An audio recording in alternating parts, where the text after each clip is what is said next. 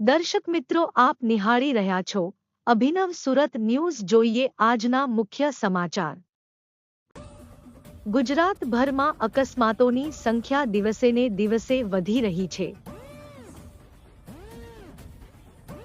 આ સંખ્યા ઘટાડવા માટે સુરત પોલીસ દ્વારા પહેલ કરવામાં આવી છે અને જે ટુ વ્હીલર, ફોર વ્હીલરમાં મોડિફાઈડ લાઇટ તેમજ પ્રોજેક્ટર લાઇટ ગેરકાયદેસર લગાવવામાં આવે છે, જેને લઈને સામેથી આવતા વાહન પર આ લાઇટનું એટલું બધું ફોકસ પડે છે કે જેને લઈને સામેવાળાની આંખ અંજાઈ જાય છે.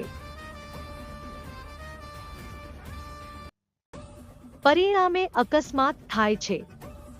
જો કે આ વસ્તુ સુરત પોલીસના ધ્યાનમાં આવતા સુરત પોલીસ દ્વારા એક ખાસ અભિયાન શરૂ કરવામાં આવ્યું હતું. બ્યુરો રિપોર્ટ, અભિનવ સુરત ન્યૂઝ.